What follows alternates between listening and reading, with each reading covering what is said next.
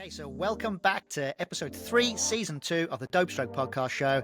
And this is the place to go where you want to talk about everything about the behind the scenes element of golf. And we're very fortunate today that we have a guest on show who's going to do just that for us without losing his job at TaylorMade, of course. And that is the one and only Sam Day, who works on the European Tour running the TaylorMade Tour truck. Hey, Sam, tell us who you are, tell us what you're all about. Just give us a clue as to exactly what you're going to be talking about today. Well, I think you should know me better than anyone, Dazzler. You employed me at TaylorMade, so I don't know whether that's a mistake or a good thing. But yeah, so I've been, I've been working on the tour truck now since 2016, 1st of March 2016. So I mean that's quite a few years now, and I've watched obviously our strategy change and things have all evolved as golf's evolved, and yeah, I mean I've been doing it for, what is this now? This is my 10th season, I guess. So well, it's quite long when you think of it like that. But I mean, I started off as a technician building Dazzler, your orders, and everyone that we were working on the truck at that time in such a big team, and now we're we're kind of in such a smaller team where I'm now more out on the range, and I still like to build my own stuff now and then, but yeah, predominantly out on the range with my TrackMan and my wrench. So yeah, but thanks for having me, guys. Yeah, no, it's obviously a pleasure to have you. We're actually missing one of our triumvirate today in terms of Trottie. He's out in Germany this week, so I'm sure we'll hear more about his escapades in the next episode. But we do have Chris Ryan on the show as well today, as always. Coach extraordinaire who knows everything about the world of digital coaching and online coaching. This is the guy, and I know that he's going to have some great questions for you, Sam, as we try and relate some of the stuff that you would have seen out on the tour to the everyday Joe out in the public. Yeah, but I do have a starting off question to get the show running, if that's good with you guys, and that is related to your corporate voice that you've just put on there, Sam. That's not the Sam Day that I know. I'm expecting a lot more strong banter. So could you just talk us through, are you talking through the lens of TaylorMade, or is this a personal view of yours? Can I just flutter in between the two? Is that right? Yeah, go for it. You live the dream. It depends what these questions are going to be, mate, to be honest. Depends which side comes out. But I think my first question would be your favorite website when you're traveling. DP World Tour. Yeah, there you go. Yeah, the leaderboard and stats. That would be the main ones, yeah. I've got a question then, if we can dive in. Sam, you obviously, we've met a couple of times, and I think back in the day you fitted me for a driver at Wentworth, I think we did. Yeah. Wentworth. So yeah, as I said, you work on the TaylorMade Tour truck. However, DP is now World Tour, has been for a number of years. We are talking to you from Qatar. Yeah. A truck cannot get to Qatar, can it? So how do you do your job in these first few months of the year when you don't actually have the truck there as you would in England, Spain, Portugal, that kind of stuff? Is that way more difficult, or is it just become the norm now and you just work around it?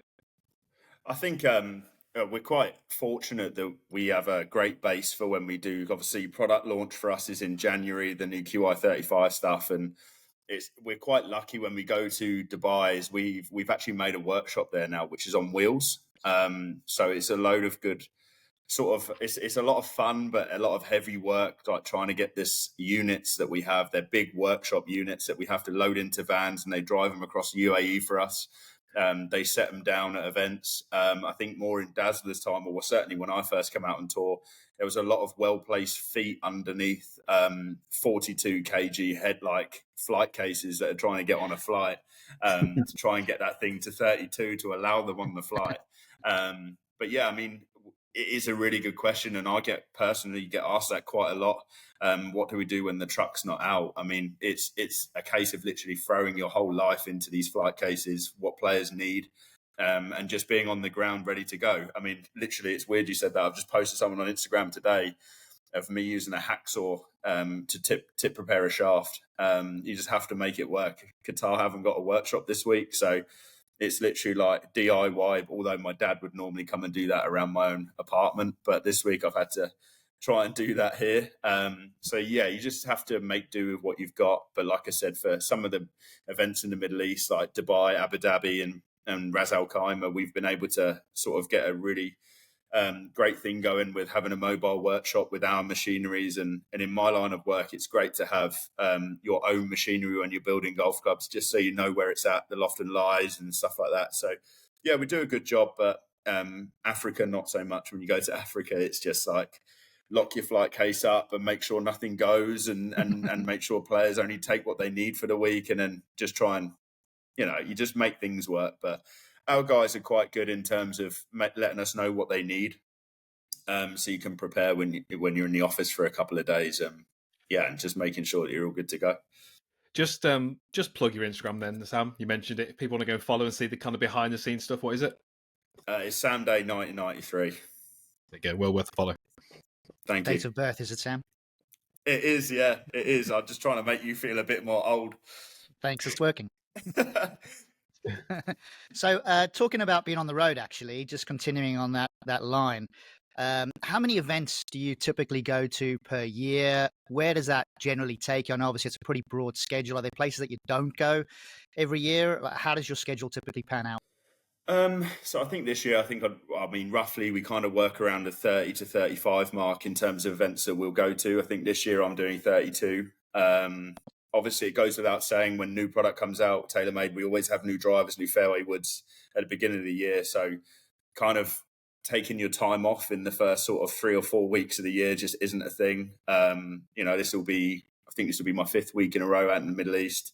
So we do our pre-season week at Trump in Dubai, which, without those guys letting us use that facility, wouldn't give us a great launch pad for the start of the year. So I would like to say thanks to them boys, because they are just absolutely amazing with us. They, we can use our own golf balls there. They pick them up, they sort them out for us. It's just a great thing to sort of start our year.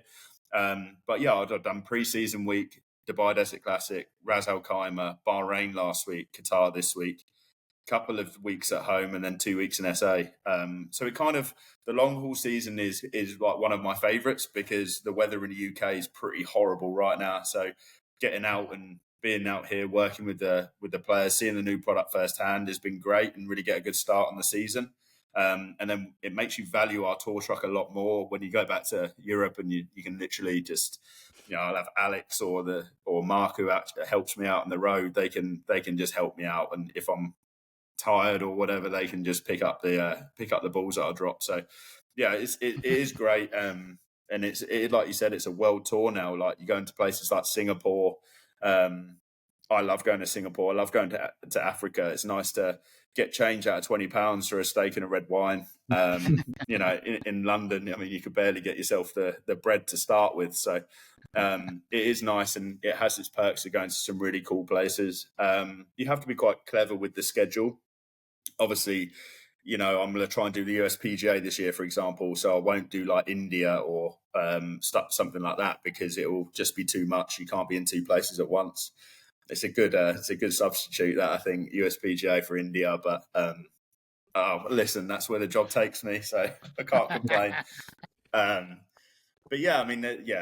do most of the events in Europe. There's some really cool spots in Europe as well. So going back to that, I don't know if it was a week or 2 weeks that you spent in Dubai at Trump at the bottom of the range. I was there a few years ago. It is a phenomenal resort and venue.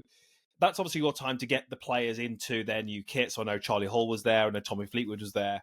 There'll be a lot of people listening to this who will have had a driver fitting in the last year, or maybe looking at having one this year. Obviously, the new QI35 driver is out. How different does it look from your side, putting Charlie Hall or Tommy Fleetwood into a driver and fairway wood, compared to what it might look like for the average golfer? The average golfer is going to go maybe hit 100 balls, get some data, get told which is the right one, and go and buy it. Is that pretty much what happens that week, or do they go on the course and play with them? Do they have multiple sessions? How does that look from a fitting point, getting these incredible players into equipment that they can just go and trust straight away? Yeah, for us, I think that the players that we work with, the players that you've just mentioned there, they're just trying to hit 1 or 2 more fairways every golf tournament they play. They're not looking for 30, 35 yards off the tee. And if they were, then I'll just say, here's a gym membership. You can go find it elsewhere. I'm not going to be able to do that for you. But I think the way that we ran like our pre-season was kind of like morning fitting, checking over everything. So loft and lies, new wedges, Alex, for example, builds everyone a new set of irons, new wedges, just to start the season as a fresh. So you're starting off just making sure that they're in the right loft and lies. Have they switched golf ball? All of those questions are asked. Then we have lunch together, and then we'll go play like 9 holes in the afternoon. And I think obviously Dazzler will agree with this, but you can stand there on the range. I mean, if I spent a half an hour with you, Chris, you'd make me look pretty good on the range. But when I get on the golf course, I might just like not listen to what you've told me to, or how you told me to swing it. So a good thing as a fitter is you want to go and see it on the golf course where the actual measurables are. We could stand there on TrackMan all day and everything would look good. You could play any driver out of any tour truck. You'd be there or thereabouts with the players that we look after. But I think it's just getting out on that golf course, getting them competition ready. You do have the odd player that's obviously Christmas very well and they've not touched any golf clubs, so that you've got that to deal with as well. Don't ask me for a name. Don't ask me for a name. Please. No. That was you, wasn't it, Sam? It was just me, mate. Yeah, just I was on like a pretty big hangover, so maybe these fittings aren't the players' fault after all. But yeah, I mean, I just enjoy that first sort of like initial look at the product. Obviously, you get all of the R&D stuff, you get all of the marketing. I think certainly the team that market our products do such a great job of it.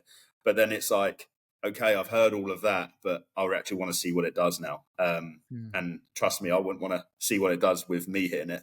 I want to see the world's best players hit it and then get the data from there. So have you, that's really interesting. Have you seen, let's call it over the last 5 or 6 years, have you seen much of a change in what the requirements are from the tour players? Like, are they looking for a different shape, a different ball flight, more spin, less spin? Like, what are they actually, has there been any changes at all? Or is it still predominantly where we were 5 years ago in terms of what they're demanding?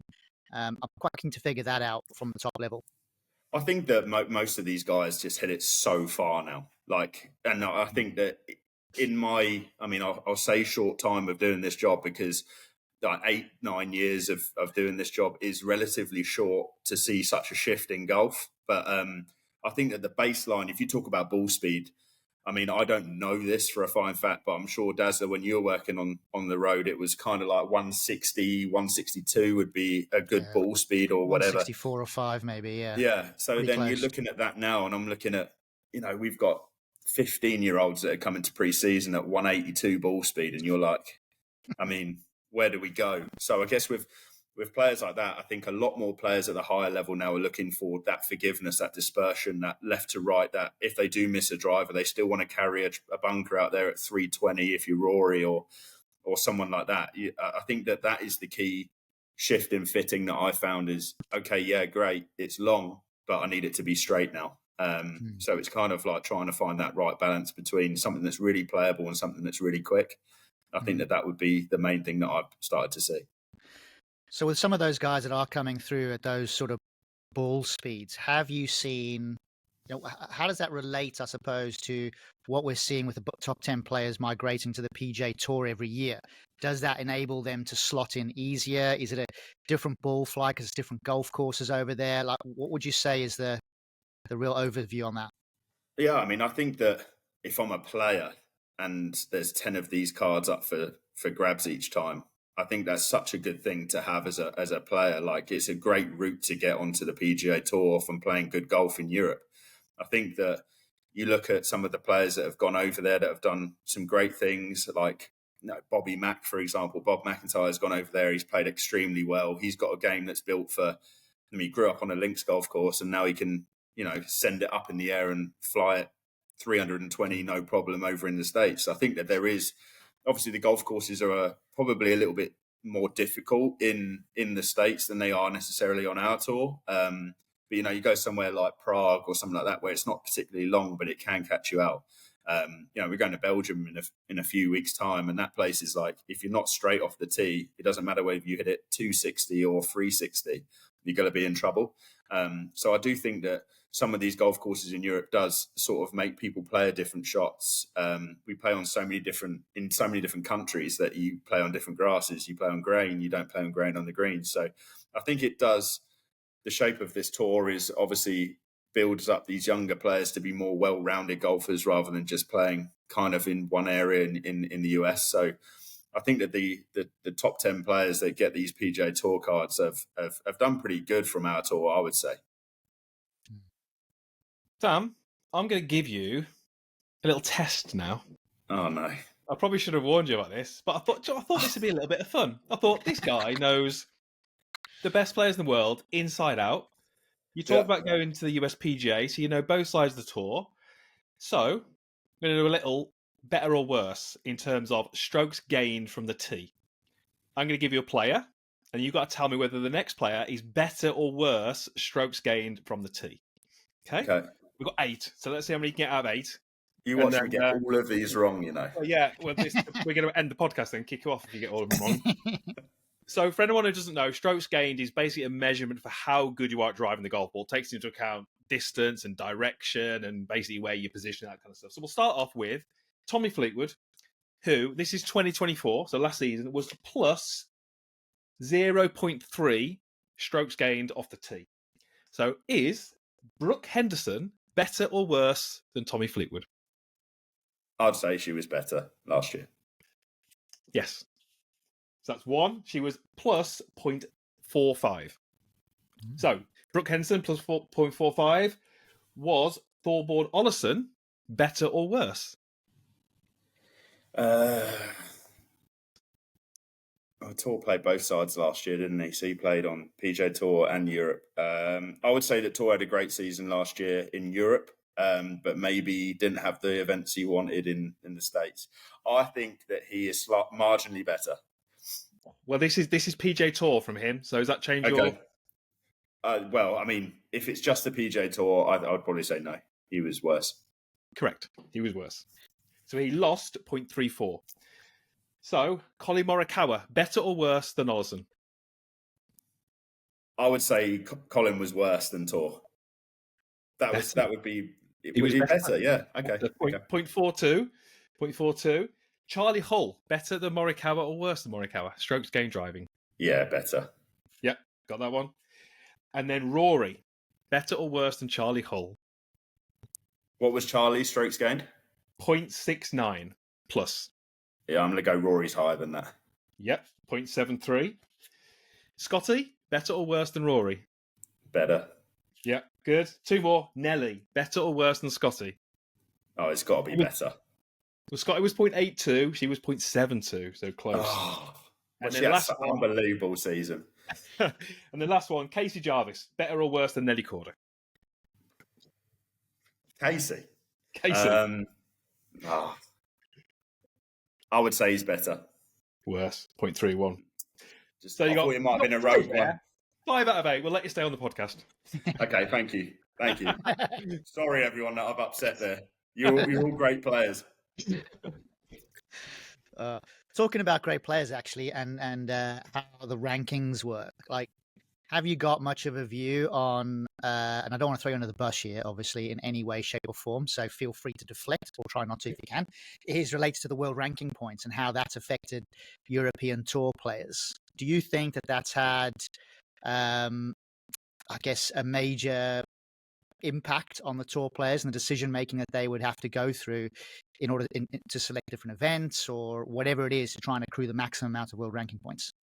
I think that obviously there's big events on the DP World Tour, and I think it is quite hard for the guys that aren't in those events necessarily, like a Challenge Tour graduate or the Q School guys, to try and get into those big events where the big monies are, the world ranking points are, the bigger players come over from the PGA Tour.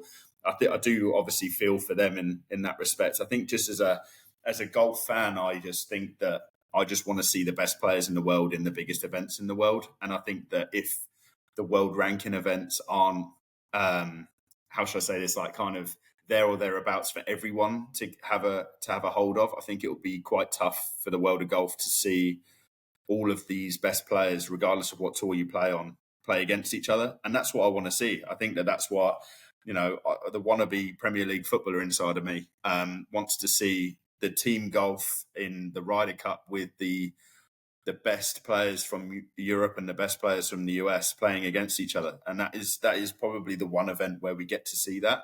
And obviously on the route that we're on, I think that potentially might be the only tournament that we will see these guys in 10 to 15 years playing against each other. So I think that there is something there that, as a golf fan, I just want to see the best players in the world, the actual best players in the world, versus what the World Golf Ranking System's saying is the best players in the world, if that makes sense.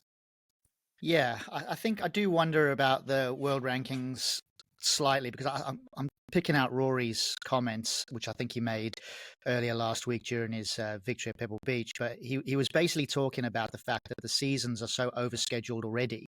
There's never ever an off season, and I think that also makes it quite difficult for the best players to play against each other more frequently, because there's so many events. Yeah. So it's a much more scattered schedule for all of the players. Whereas I kind of get the sentiment, if you had less events, you'd probably get the better players playing against each other more frequently. Now, I know obviously there's this fracture in the game with LIV Golf, etc. But what I think that has been able to do for the major championships is make them a better viewing experience, because the best players in the world are playing the majors. And let's be honest, it's the majors that count the most. I mean, that's the view I have. I don't know about you, Chris. Well, this is a slightly different topic, but it got me thinking that this the other week, actually, and this is really bad timing, actually, because Rory's just won really impressively at Pebble. But obviously he's been struggling to get a big one and get a major, and it's also been publicised. And I was looking at last season when the Tour Championship happened, and is that September? Is it September time? Yeah, roundabout, I think. September. And then you got someone like Scotty, who basically will not play again until the Century. He didn't even play that because he was injured, but that's his time off. And then you look at Rory, he plays the Tour Championship, then he's over at Wentworth, then he's in Dubai.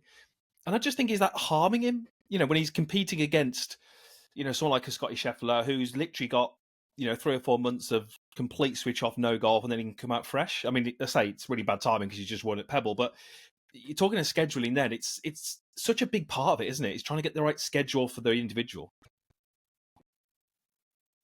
Yeah, what do you think about that, Sam? I think that it's certainly the most that I've travelled on my tour. I think there's 42, 43 events this year, maybe. I wouldn't even know the final figure of events that are on this tour.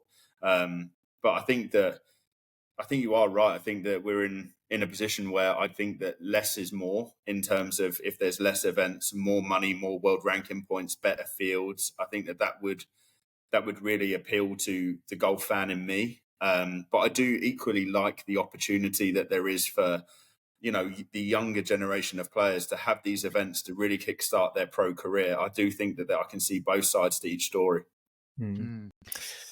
Yeah, because I do think a smaller schedule can definitely be more workable. But if you look at it from what the objectives of the tour is, and I'm basing on the European tour, they have two primary functions.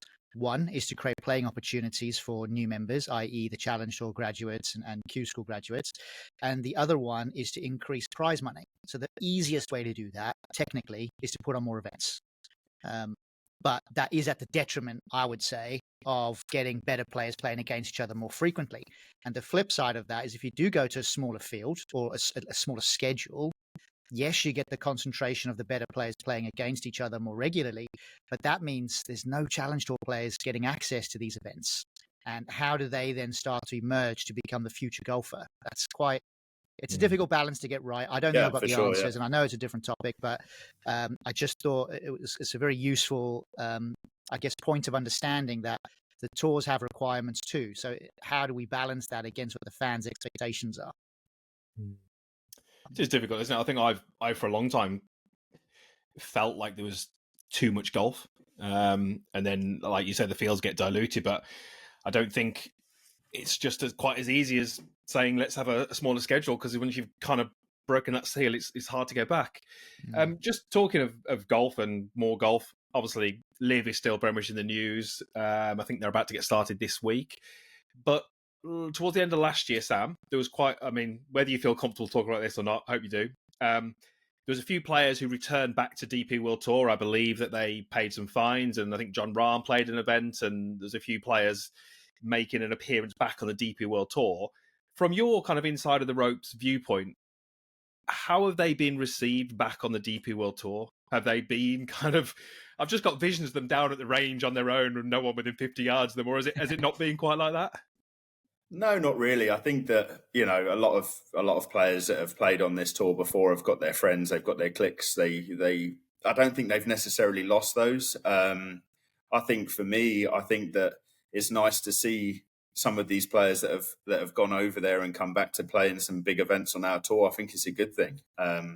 Again, to my point earlier, where I want to see the best players in the world play against each other, I get to see Rahm and Rory play against each other, which I wouldn't normally see. And I think that that's something that I like.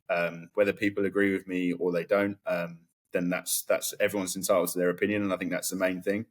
But certainly, I don't think I see anyone sort of with any animosity. Maybe there was, but I don't really see it, to be honest. Actually, just Bubs, on one of those points, some of the players who have gone back to play some events haven't actually paid their fines just yet, but it doesn't mean that they are not going to pay a fine in the end. It's only because they've actually appealed the fine in the first place. So until until that goes through the appeal, they're still technically eligible to play and also don't have to pay the fines. So there's a little bit of a movement in that space too, just as an FYI. And just really quickly and briefly, what were they actually fined for? They fined for essentially not being granted permission to play in a competing tour event, or competing tour and in one of those events. There's a bit of a bone of contention about it because it's a bit grey in its description. But in theory, if you played an event and it would clash with the DP World Tour event, they wouldn't have granted you permission to play in that competing event, and that's what you're fined for. Okay. So, yeah, there's obviously a lot of nuances to that because there's been an incident which happened in the first place where a player played in a LIV event, but he was ineligible to play in the DP World event for the same week. So he couldn't, the choice was don't play or play somewhere. And he got fined for that. So there's a bit of grey. I'm pretty sure everyone's trying to organize it and set it out in the right way, but it's quite complicated, which is why I would actually think that the biggest winners out of all of this are probably the lawyers. I'm pretty sure they've made a pretty penny during this experience. Well, my first thought there is if there was a player who was eligible to play DP World Tour, and because they couldn't play, chose to play a Challenge Tour event, they probably wouldn't have been fined for that, would they? No, and they obviously weren't fined for playing PGA Tour events either back in the day. It was only since LIV's come about that has even come up onto the radar. So, yeah, it's complicated. It's frustrating for a lot of the players. I think a lot of the players have also been side-blinded by some of the changes in the rule books as well. But I do feel optimistic that this is the year it's going to get resolved, boys. That's what I think. I think this is the year. At some point this year, is either going to be a kiss and make up or it's going to get the gloves on, get in a ring and dust it out. That's what I think. But this is the year we're going to know for sure. Well, thoughts? With half of these questions that you've asked me about this, right? If I got asked these questions in the tour truck about in 2016 or 2017, I would have said, Daryl, can you answer these questions for me? So, like, from now on, if there's any tough ones, I'm just going to ask Dazzler to answer it for me. Well, do you want a tough question? Is that what you're looking for, Sam? You want a tough one? Not really, Dazzler, because you can answer it yourself. Mate, so tell me about, obviously I know the story, but like tell everyone that's listening to this a little bit about the backstory, about how you even got onto the tour in the first place. What were you doing before you went to TaylorMade? And how did that journey sort of transpire that you've now ended up really at the cutting edge of the golf industry and operating with all these great players and all these great manufacturers, and you just have access to everything. How have you been able to carve out a career path that's got you to this point? I think that I'm in part of this group of people that have been failed tour professional golfers, and I think I'm sat with two on this call here. I think that that dream slowly fades away when you realise that you're really not good enough to be what you think you're going to be. And I think that my whole inspiration to be working on tour was, hey, if I'm not going to play, how do I be part of the tour in some capacity? And I actually volunteered at Wentworth one year, and I saw you guys all running around in those white and yellow Adidas golf shoes that were terrible, by the way, and they looked really uncomfortable. Yeah, we got annihilated for that. I can't remember. Yeah, I don't know when that was, like 2014 maybe, or 2013, something like that. And I just thought to myself, like, that would be such a cool job. I think I saw everyone high-fiving Sergio and Rosie, and I just thought these were my idols growing up. So, yeah, that's a bit of me. I think, first of all, you have to have an element of luck to work on tour for sure. These jobs are so few and far between that it's not a case of, like, there's an interview process where you have to have this qualification and be at this level of golfer, and that's your route to tour. Luckily, I knew from my average playing days, I knew Mark Thistleton, who works alongside me on the range now, and he was the elite AM rep at the time. And I just reached out to him when I was like 18 and said, "Hey, how do I get to work on tour?" Because he was kind of knew his route in. He just said, "Look, go and learn to build golf clubs, and yeah, if there's anything that comes up, and I'll let you know." So I actually took at the time I was working at a golf club. I was doing club repairs myself. I worked in the pro shop. I worked behind the bar. I worked in the kitchen. Yeah, I mean, I can cook up something quite nice if you need it. But like, yeah, I mean, I was doing everything, and then I took a massive pay cut to go and work and learn to build golf clubs for another manufacturer, Strixon. And then kind of like 18 months down the line, Mark just said, "Look, there's this junior tech role coming up. Let me know if you want to go for it." And I just thought, you know what, why not? I might as well try and do that. And yeah, I was lucky to get my first interview with yourself, Dazzler, which I probably wasn't the best in. I think I was just really nervous. I mean, you weren't that intimidating, but I mean, you kind of were. But yeah, I remember just like being in that first interview, and you asked me a question, and instead of trying to bullshit you, I basically was just quite honest if I didn't know the answer. And then I just thought, I was driving home going, there's no way I've got that. There'll be someone better than me. Then I got the second call back where you were like, "Hey, I need you to build a golf club." And that's when I was like, this is game on now. Because I'd backed myself to build something that was remotely to spec. Yeah, and then the rest is kind of history. I guess I started as a technician for 2 to 3 years, and then we had the split from Adidas, and I luckily got the chance to work under Adrian, and him mentor me to be a rep and a tech. So I kind of was doing my own thing with everything, and now I'm out on the range full time, fitting the players. So yeah, it's cool. I remember a few years ago, I can't remember what the context was, but I was chatting to Daryl, and we were talking about interviews. And I don't know if you remember this, Daryl. He said to me, "I always got this really cool interview question where I asked them, how many light bulbs are sold in the UK every week," or something like that. Did he ask you that one, Sam? Oh, mate, I don't know what I'd have replied to that, by the way. I'd have been like, I don't know. He didn't actually ask me that. I think Dazzler's just changed his interview process if he didn't ask me that. Yeah. I think he just asked me, like, saying, "Are you sure you're done with playing?" or something like that. And I was like, "Mate, do you want me to swing a golf club for you? And you can tell me whether I should be done or not." Was that the question, Dazzler? That is the question. Yeah, I ask that question every time now, and the idea is to see how people think about the. It's a thinking question. There's no answer. There's no right answer really. It's a thinking question.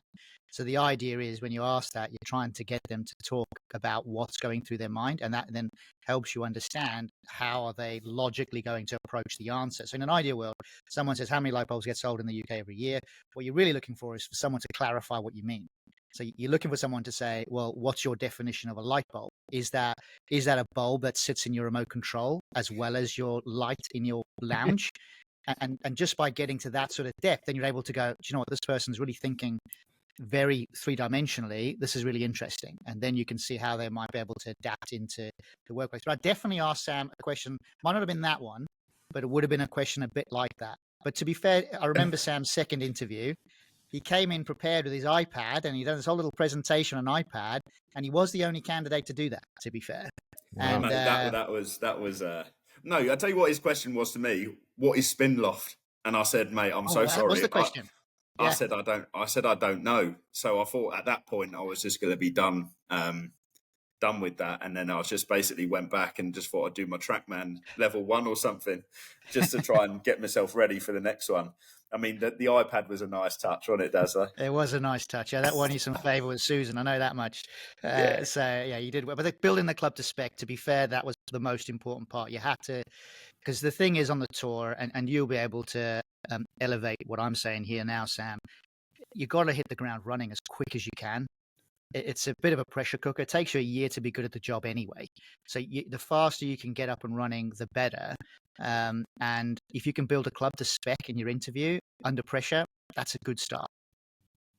Yeah, I think that the good thing is I was surrounded by great people, and I think that was the main thing for me at TaylorMade. Even now, like there's this culture at TaylorMade where you walk through the office and you look at everyone, they seem to be enjoying their job. They all get on with everyone. And I think that's so important. And I think that I was looking around the room when I started at TaylorMade, you had Dazzy, you had Hawkey, yourself, Adrian, and you're looking across the room and you're like, all of these guys are great people. Tom the Bomb as well. He was the nicest Welsh guy ever. He was just like, even if I messed an order up for him, he was just like, don't worry about it. Don't worry about it. And I was like, oh, all right, mate, thank you. But yeah, I think that we just had a great team ethos, didn't we? Where everyone, no one really got at each other. We had some great banter, but when it was time to work, it was time to work. And I think that was the biggest thing that I took from TaylorMade is I felt so important, but also like I had the backing of everyone to be whoever I wanted to be within the team. So, I want to touch on, hopefully you've got a little story you can share with us or something, or an anecdote, but these players who get onto tour and do incredibly well, it's a massive team around them, isn't it? They've got their coach, they've got their psychologist very often, but what you guys do is all part of that as well. And one of the things that's really surprised me whenever I've been on tour on the tour van is just the kind of family feel, and not just from the people who work there, but I remember being at Wentworth recently and there's players who played TaylorMade clubs like 10 years ago who still come onto the tour truck because they feel like that's their safe place. So it all comes together to create their performance. But I want to know if there's any kind of stories about any players that you've worked with who you've convinced them to go into maybe a new driver or maybe a new shaft or maybe changing something in their irons, and they've gone on to, whether it be win that week or do something really incredible, and you felt like, yeah, I played a pretty good part in that. I think that the first sort of like big switch where players were kind of like asking TaylorMade for a lot of support was probably when Nike came out of golf. They obviously had great products, and they made that decision to come out, and we had a lot of agents call in our team, like be like, hey, look, we've got so and so player, do you want to look after them? I think that the biggest thing for me was Adrian sort of phoned me and said, hey, we're going to do some stuff for Francesco Molinari. And I was just like, well, that's pretty cool. I mean, he was unbelievable at the time, and it still is a great player, still moves it, shifts it great. And I think that Adrian sort of said to me, we're going to build everything for Fran. And I was like, cool, I'm right up for that. So we spec'd everything. He went on to do what he did that season. He was just unbeatable. And then he won the Open that year. And it was just so nice to, I guess, just have that major winner where I'd built pretty much everything in his bag, if not everything. Adrian had fitted it. It was from the TaylorMade tour truck. That was what we did. That's what we needed to do to get major winners. And he actually gave me a flag signed by him to say thanks for helping me achieve this. And I think that was the biggest, that for me is still up in my apartment now. I collect all of the flags, although my girlfriend doesn't like them everywhere, but they're up there, and that one's front and center. And I think that is a nice nod to what we do. But yeah, I think that we have success stories, whether they're, one of our key amateurs going on to get to the semi-final of the amateur or the USAM or something like that. And that is all part of it now. I think once you feel like you've added value to a player and they go on to do good things, then it's always the most rewarding part of this job for me. That's for sure. And sticking on the storyline, have you got any sort of funny stories that have happened over the years? Try and don't include me in these if you can. Oh no, I need to include you. These are the ones he hid from you when he was working for you, that you can finally reveal them now. I mean, Trottie's going to get away with murders here because Trottie's got too many that, we can discuss offline. Or, I'll leave that down to him to tell some stories. Yeah, I think that Dazzler's head off in the car about the graffiti in Paris was one of my favourite stories ever. We just finished like the longest day on tour, and Dazzler was just driving around going, why is there graffiti everywhere? And he was just having a full-on head off for about an hour back to his hotel in standstill traffic.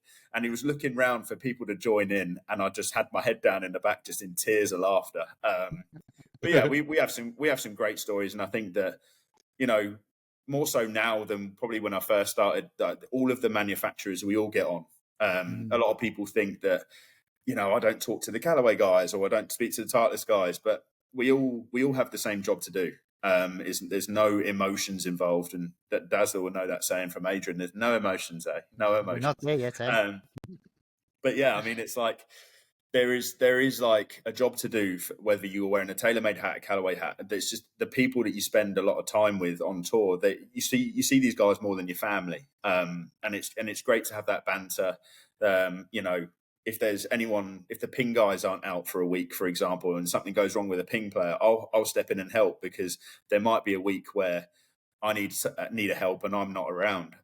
So yeah, I think that you surround yourself with good people, and the tour is a great lifestyle where you see the same faces, whether it's a player like you said, Chris, that has signed for another brand, but they still come on the TaylorMade truck for a coffee, because it doesn't really matter. They have a job to do. It's all business at the end of the day, but it doesn't change the individual. And I think that's one thing that we like to have is ex-players that come on to say hello, or they might have freedom on a putter in the golf bag or whatever, and we can add value to them, and they're coming to see us, which is obviously great for us, because we want people to choose to play TaylorMade as well.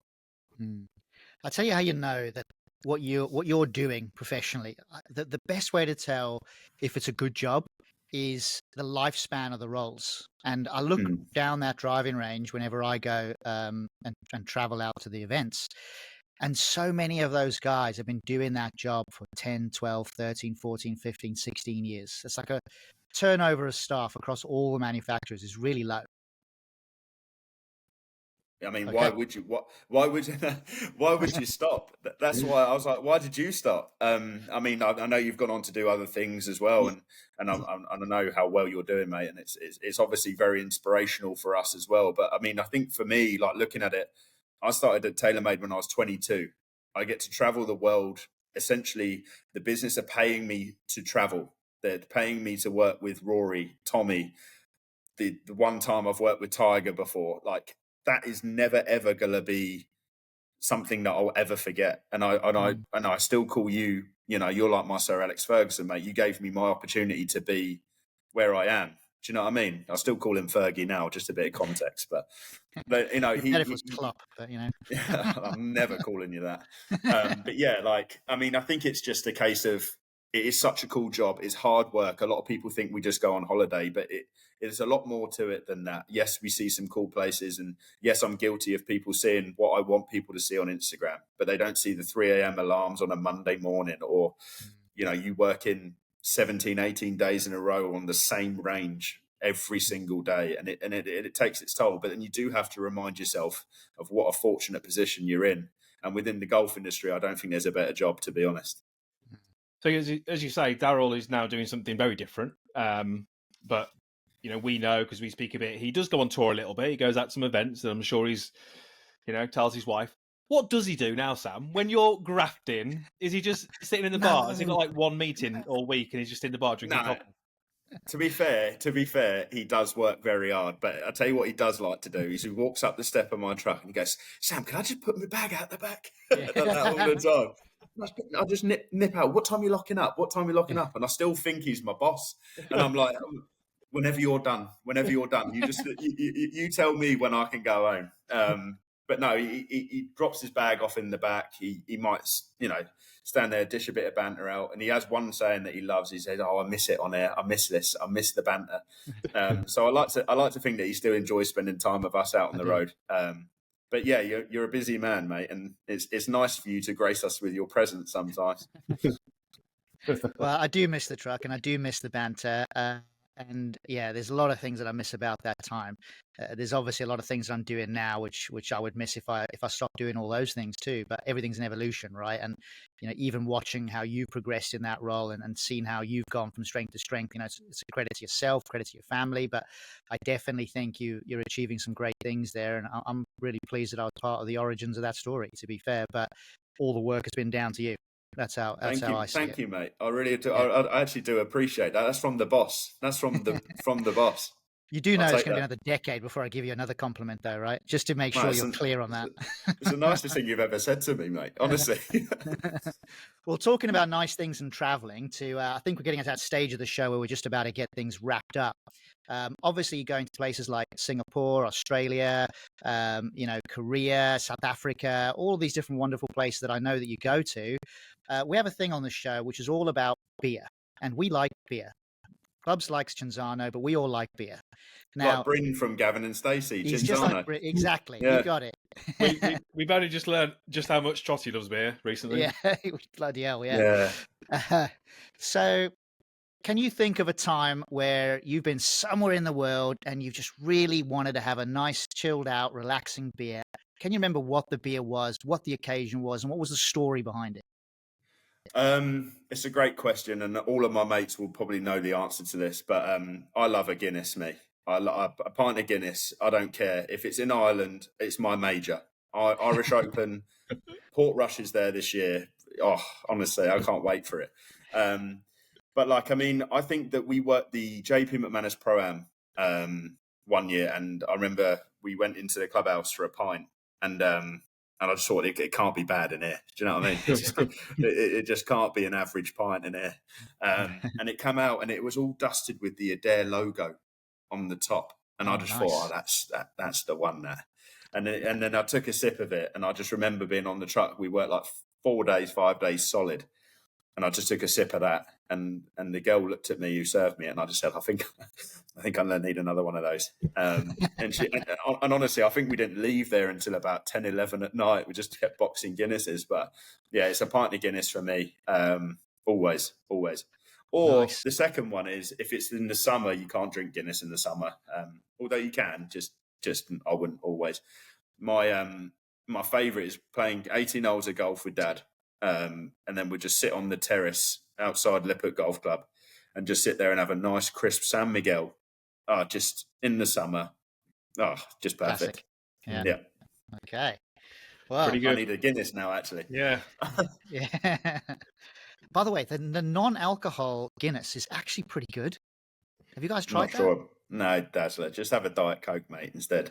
I'm not a Guinness. No, but I think it's actually quite good. Not a Guinness. I do like a Guinness. Yeah, I'm just quite impressed that a non-alcoholic Guinness actually tastes pretty damn good. Not as good as a real thing, don't get me wrong, Sam. I've got you back there, but as a countermeasure to being able to walk home rather than not walking home, a non-alcoholic is actually quite flavoursome. That's what the other teammates are for on tour, mate. They can just drive you home. Yeah, that's right. Anyway, I want to say thank you so much for coming on the show, Sam. Of course. Yeah, hopefully you've enjoyed it. Hopefully I get to see you in the next few weeks, and we'll continue on the banter line that we've always had since the very beginning, since I've met you. And yeah, I want to say thanks very much. And for everyone that's listening to the show, you can check us out on dopestroke.show on Instagram, and obviously check out this podcast in all the usual places, Spotify and Apple podcast. And also feel free to drop us an email with any queries, questions, or any thoughts that you want us to cover. We would love to do so. I can see Chris has got his finger up, so he wants to say something. Chris, maybe you should email it at hello@dopestroke.com, but you can ask it right now too. I just feel like we're trying to make this podcast, right? And we're trying to be basically number one in the world. We're trying to be this professional, Are we? outfit. Professional. And people are listening to the whole podcast. And then when they get to the end of the podcast, you're telling them where they can listen to it. They probably know where they can listen. They've just listened to it. That's a very good point. So I think we need to it's making us look unprofessional. All right, we should say that in the beginning, shouldn't we? Really? Well, no, because they found it. They've already found it. We don't need to say it at all. They've already found it. Right, don't bother communicating with us. Don't listen to the show. And then someone popping up at the end and say, that program you've just watched, this is how to find it. I'm like, I've just found it. I watched it. All right, well, I tell you what then. The show comes out every Tuesday. Subscribe and follow. How about that? There you go. There you go. You're the best. You're the best at this, Chris. I'm just an amateur, right? I don't even know why I'm doing it. Lloyd's put it in the chat, which is why Daryl's just read it. Yeah, thank you, Lloyd. Without you, we'd be lost. That's for sure. So let's tell I have a question, Dazzler. Far away, big boy. Who's next? Who's next on the podcast? I want to see some guests. I want some good insights now. We do. I can't reveal the name just yet, but it's a big one. You'll be happy with it. It'll be a segment yes. It'll be a segment. And it's going to be a big one. Trust me. Perfect. Chris, you agree? That's what we want. it's all lined up, I think. So provided it goes through, it should be good. Yeah, it'll be a big one, which is good because he gets to follow greatness, right? He gets to follow Sam Day. So I mean, I just need mine away. I just need this away. Get the better guests in now. I've started off bad. Let's just keep it going. Yeah, no, nailed it. Well, thanks very much, guys. Thanks for being on the show. Again, subscribe and follow. You already know where we are, so don't bother listening to what I said there. Just subscribe and follow. Thanks very much. Till next time. Thanks, Sam. Cheers. No worries. Cheers.